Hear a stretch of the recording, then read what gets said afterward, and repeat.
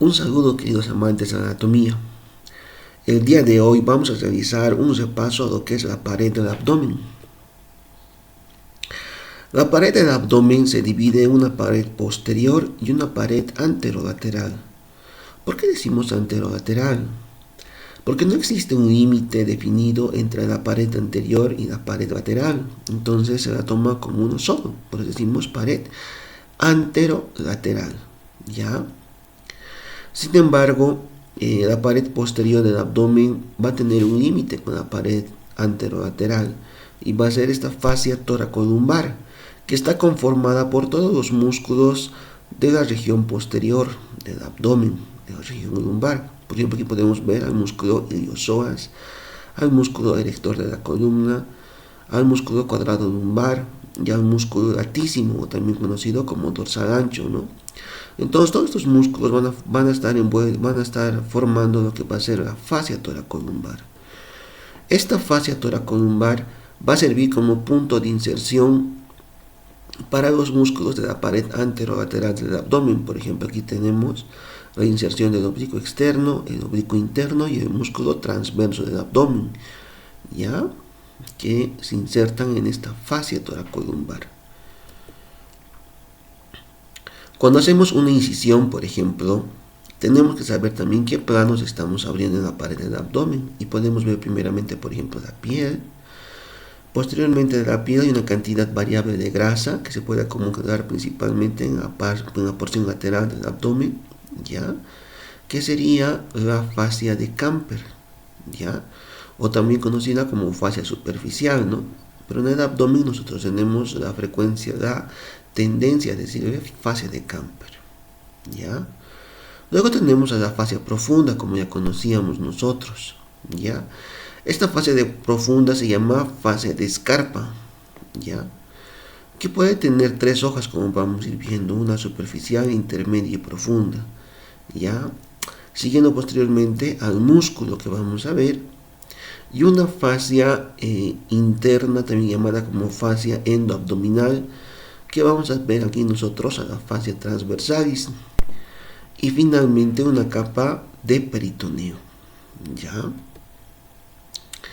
La fascia profunda en el abdomen hemos dicho que se conoce como fascia de escarpa, pero una vez que pasa el ligamento inguinal y llega a la región del muslo, se conoce también como fascia lata, ¿ya? O si vamos descendiendo con la fascia de escarpa hacia la región del perineo, se conoce como fascia de Colles, ¿ya? Entonces fascia de escarpa en el abdomen, fascia de Colles en el perineo y fascia lata en la región del muslo. Esta fascia de escarpa ya va a tener tres capas, una capa superficial, una capa intermedia y una capa profunda. La capa superficial va a ser la que va a recubrir al músculo oblicuo externo. La capa intermedia es la que va a recubrir al músculo oblicuo interno. Y la capa profunda es la que va a recubrir al músculo transverso del abdomen. Estas tres capas se van a fusionar y forman la famosa fascia de escarpa, ¿ya? Ahora, una fascia interna que va a existir acá adentro, recubriendo en este caso toda la cara interna del abdomen, se conoce como fascia transversalis, ¿ya? O fascia endoabdominal.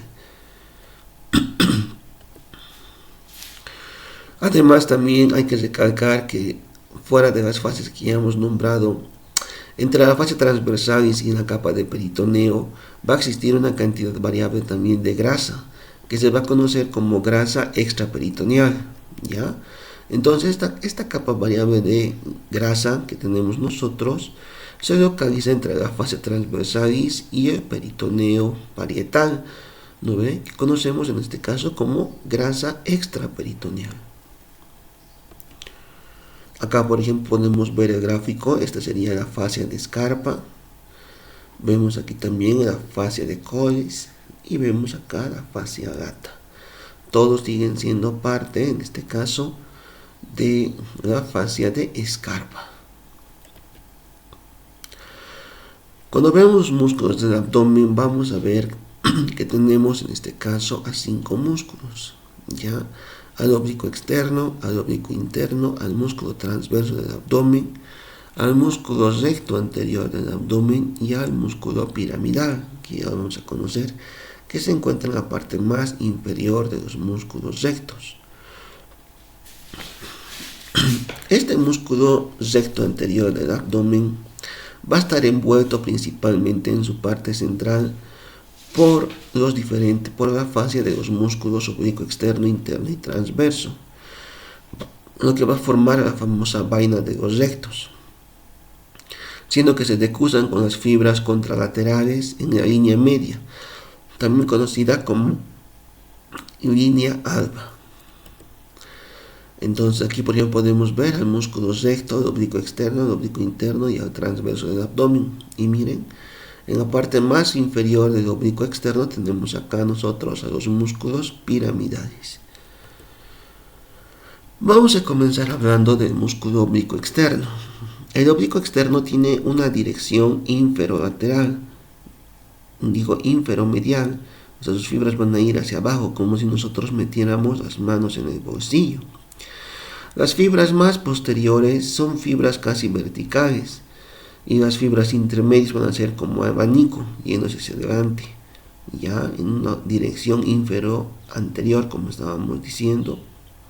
Y las fibras más anteriores van a ser prácticamente casi horizontales, cruzándose con el músculo contralateral. Además que el oblicuo externo de un lado con el músculo oblicuo interno del otro lado van a formar un músculo digástrico, que van a contribuir en este caso en el movimiento. Miren, aquí por ejemplo podemos ver el oblicuo interno del lado izquierdo. Se continúa prácticamente con las fibras del oblicuo externo del lado derecho. ¿Okay? Entonces este es el oblicuo externo de un lado y el oblicuo interno del lado contralateral forman un músculo digástrico. Además también que este músculo oblicuo externo va a ser el responsable de formar, en este caso, el ligamento inguinal. El ligamento inguinal, también conocido como ligamento de Poupart, es un engrosamiento de las fibras aponeuróticas más inferiores del músculo oblicuo externo. ¿Ya? Entonces no existe otra estructura, simplemente es el oblicuo externo engrosado lo que forma el ligamento inguinal. ¿Ya?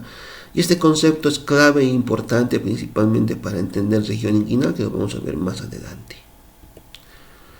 Ya, entonces miremos aquí, nosotros este es el oblicuo externo. Y hemos dicho nosotros que forma ese engrosamiento, ese famoso ligamento inguinal. Aquí por ejemplo podemos ver al cordón espermático dentro del conducto inguinal, que lo vamos a estudiar más adelante, ¿no ve? Aquí la fase transversalis y el tracto iliopúbico, ambos que forman los dos pilares, en este caso del ligamento inguinal.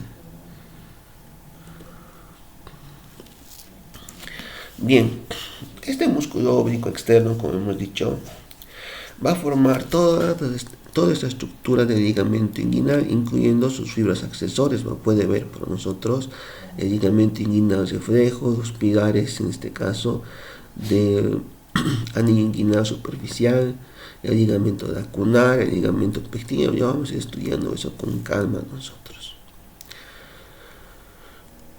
Bueno, hay que aclarar que entre el oblicuo interno y el músculo transverso del abdomen se localiza en este caso el plano neurovascular, en este caso que serían los nervios, en este caso tóraco-abdominales, y las arterias intercostales, ya, las arterias epigástricas, las circunflexas. Todo ese plano vascular se encuentra entre el músculo transverso y el músculo oblicuo interno.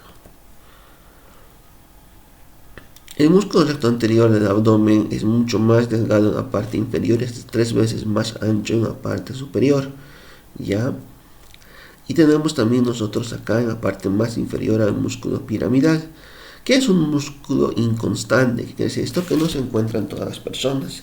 En el 20% de las personas puede no existir este músculo, y principalmente su función es tensar lo que va a ser la línea alba. Vamos a ver ahora sobre la vaina de los rectos. Como hemos dicho nosotros, este músculo recto anterior del abdomen está recubierto por el oblicuo externo, el oblicuo interno y el transverso del abdomen. En los 2 tercios superiores, el músculo oblicuo externo pasa por delante del recto anterior del abdomen. El oblicuo interno va a venir y se va a dividir en 2 hojas, una hoja anterior y una hoja posterior. siendo que la hoja anterior pasa por delante y la hoja posterior pasa por atrás. Y el transverso pasar por detrás junto con la hoja posterior del oblicuo interno. Entonces, en los 2/3 superiores lo que encontramos es oblicuo externo, oblicuo interno. Y en la parte posterior, oblicuo interno y transverso. Lo que envuelve completamente a los músculos recto anterior del abdomen. Sin embargo, en el tercio inferior, nosotros vamos a encontrar ¿qué cosa? Que el músculo oblicuo externo, oblicuo interno y el transverso, los tres juntos, van a pasar por delante, del músculo recto anterior del abdomen, siendo que el oblicuo externo pasa con un tendón único y el oblicuo interno y el transverso se unen en un solo tendón que se llama tendón conjunto, o también se conoce como el falce inguinal. Miren, entonces, ¿qué es el tendón conjunto?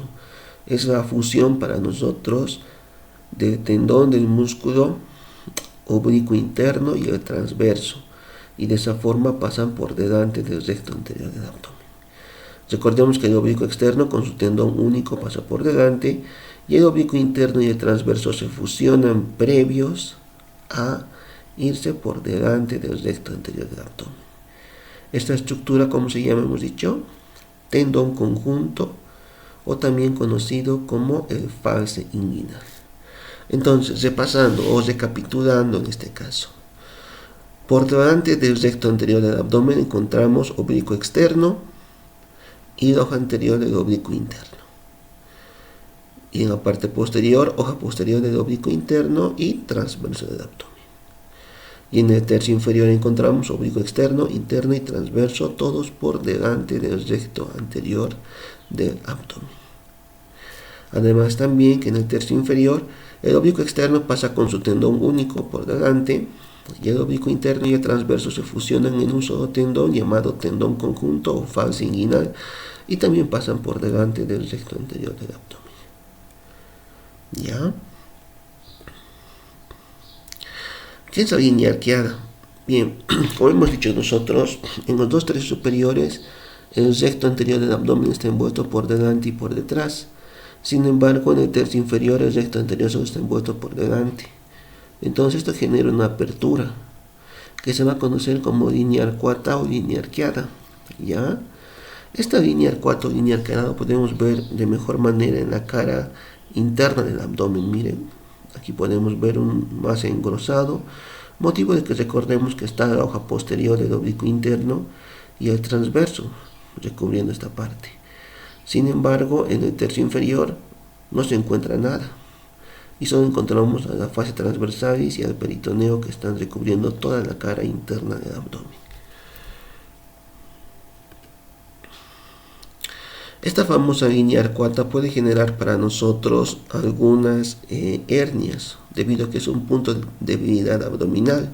Estas se conocen comúnmente como las famosas hernias de Spiegel, que son en este caso eventraciones de la pared abdominal que se producen a nivel de esta línea arcuata.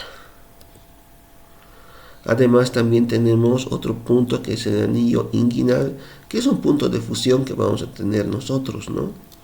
Este anillo inguinal, por ejemplo, tiene en su parte superior al ligamento redondo que va a ir hacia el hígado, y en la vida embrionaria se conocía como la vena umbilical.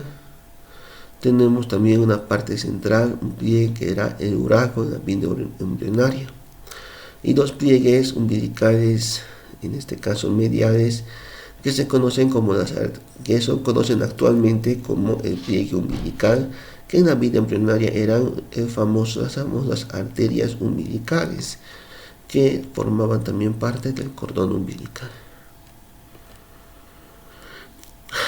En algunas personas puede no existir un cierre completo de este anillo inguinal, anillo umbilical, y puede generar para nosotros las famosas hernias umbilicales, que es una eventración abdominal a partir de este punto de debilidad abdominal. ¿Ya? Cabe recalcar que esto es más frecuente principalmente en niños, hasta fisiológico podríamos decir. Sin embargo, se cierra espontáneamente. pero en una persona adulta ya debemos considerar nosotros como algo patológico. Los nervios que van a inervar la pared abdominal son los nervios cutáneos o se llama cutánea lateral de los nervios intercostales atípicos tóraco-abdominales. Desde el número 7, 8, 9, 10, 11, el nervio subcostal. Y aquí vamos a agregar los dos nervios ramas de L1, que sería el nervio iliohipogástrico y el nervio ilioinguinal. Ambos son ramas de L1. Entonces, recordemos, ¿no? De los nervios intercostales, había unos nervios intercostales atípicos que eran del 7 al 11. Estos nervios intercostales atípicos se caracterizaban porque sus ramas laterales, su ramo lateral, iban a inervar la pared del abdomen, ¿no ve? Lo que se conocía en este caso como nervios tóraco-abdominales, del 7 a la 11, además también el nervio subcostal, que sería el número 12, y tenemos en este caso también, como hemos dicho, a las dos ramas de L1, que sería el nervio iliohipogástrico y el nervio ilioinguinal.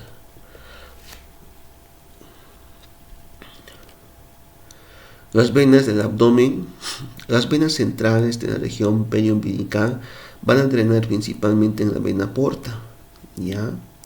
Mientras tanto que la parte lateral de las venas abdominales van a formar una comunicación entre la vena axilar y la vena femoral, todo empezando en las venas toracoepigástricas, que pueden subir o ascender por la vena torácica lateral hacia la vena axilar o pueden descender por la vena epigástrica superficial hacia la vena femoral y de esa forma formar una comunicación entre las venas axilar y femoral.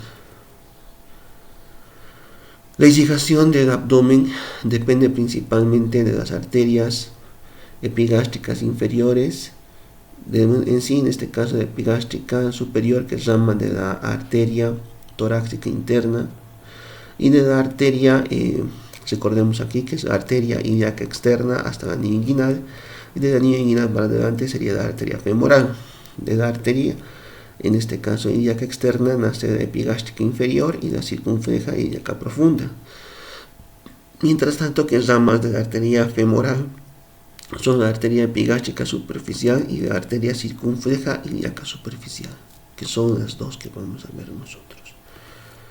Miren que podemos ver, por ejemplo, aquí está la epigástrica inferior, la epigástrica superior. Aquí vemos una rama de la circunfleja ilíaca profunda, aquí la circunfleja ilíaca superficial, y también podemos ver aquí la epigástrica superficial. Recordemos que la epigástrica superficial y la circunfleja ilíaca superficial son ramas de la femoral, mientras tanto que la epigástrica inferior y la circunfleja ilíaca profunda son ramas de la arteria ilíaca externa. ¿No ve? Bien, en algunas incisiones, por ejemplo, nosotros podemos generar lesiones tanto de nervios como de estructuras musculares, por los cuales tiene que tener mucho cuidado, principalmente en las incisiones paraumbilicales o en las incisiones que comprometen la región inguinal, ya que se puede lesionar, por ejemplo, en la región inguinal, el nervio ilioinguinal, que sería una lesión muy dolorosa y que puede afectar también la inervación y la sensibilidad de la región del perineo. Bueno, queridos amantes de la anatomía, hasta acá vamos a hacer un repaso de la primera parte del abdomen. Vamos a dejar para la siguiente la cara interna de la pared abdominal. Vamos a repasar también lo que es la región inguinal y también nos toca ver el funículo espermático, ¿no? Y vamos a dividir por eso en cuatro partes, ¿ya? Entonces espero que les haya gustado esta primera parte y nos vemos para la siguiente. Muchas gracias.